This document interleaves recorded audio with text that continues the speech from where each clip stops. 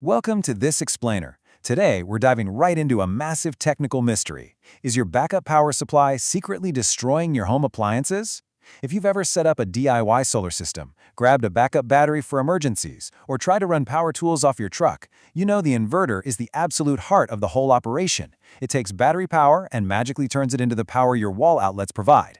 But are all inverters created equal? No way, not even close. We are going to look at the practical testing of pure sine wave versus modified sine wave inverters to uncover what is actually happening inside your electronics. So, let's kick things off with a pretty provocative question. Could that affordable power solution sitting in your home right now be acting as a silent killer to your expensive motorized gear? It's kind of a scary thought, right? You buy a backup power source to save the day during an outage, but the actual electrical signal it's pumping out might be slowly degrading your appliances from the inside out. We're going to break down the practical performance differences to reveal exactly what goes on when you plug your gear into these different devices. You know, there's this constant debate in the DIY community, and it always comes down to cost versus performance. When picking an inverter, DIY enthusiasts and everyday consumers are constantly caught in this exact dilemma. You're balancing that upfront price tag of the power unit against the long-term survival of your connected devices. Like, do you save a few bucks today on a cheaper power supply, or do you bite the bullet and invest heavily upfront to protect your $1,000 washing machine for tomorrow? It's basically the ultimate consumer standoff in the world of DIY power systems. Section 1. The setup. Pure versus modified waves. Let's meet our contenders. On one side, we have the pricier, highly refined pure sine wave technology. This stuff mimics the smooth, rolling output you'd get straight from the city grid. On the other side, we've got the cheaper, modified sine wave units. As we're going to see, the jagged, blocky square wave produced by these cheaper units can be, quite frankly, super stressful to sensitive appliances and motors. For our practical tests, we are pitting a robust custom DIY pure sine wave unit against a standard off-the-shelf 1200-watt commercial modified sine wave inverter. And let me tell you, this pure sine wave build is an absolute beast. It uses 4 IRFP4468 MOSFETs in an H-bridge configuration, all managed by an EGS002 driver.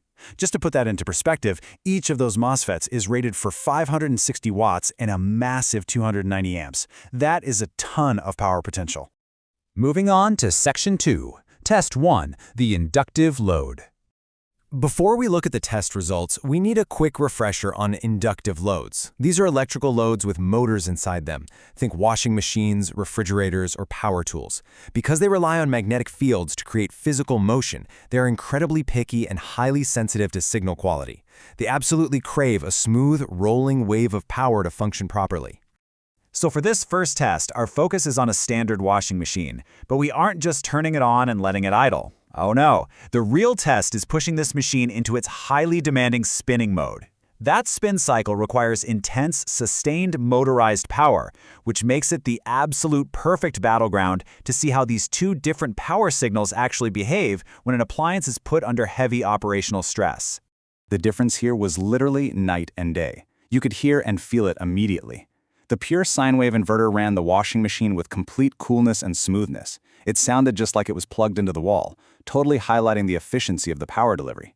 But switch over to the modified sine wave, and wow, those rough square waves made the motor run significantly hotter and way noisier. That extra heat and grinding noise, that's the actual physical manifestation of electrical stress hammering your appliance. Which brings us to Section 3. Test 2. Heavy-duty demands. Check out the sheer power achievement on this slide. 950 watts. Using just those 4 MOSFETs we detailed earlier, the custom pure sine wave unit successfully powered a massive 950-watt grinding machine running at 1100 RPM on 230 volts.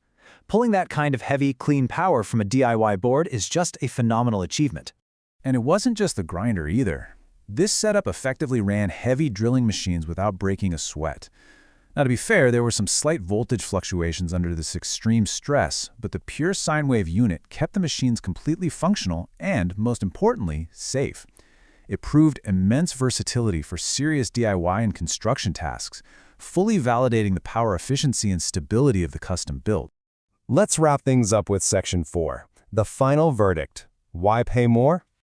So what does this all mean for you? Why should you shell out the extra cash for pure sine wave technology? Well, because that cleaner, stable operation preserves the long-term health of your equipment. It literally eliminates the physical stress and the awful noise associated with lower quality signals. Using high-rated components really bridges the gap between experimental DIY projects and totally reliable home power. It is that classic buy once, cry once philosophy in action. I want to leave you with this thought. Is your home power solution saving you money today, but secretly costing you tomorrow? Is that cheaper modified sine wave inverter really a bargain, or is it a false economy that's slowly destroying your appliances with every single use? Investing in superior technology isn't just about cleaner power, it's about protecting the devices you rely on every single day. Thank you for joining me for this explainer, and I really hope this helps you make the most informed choice for your electronics.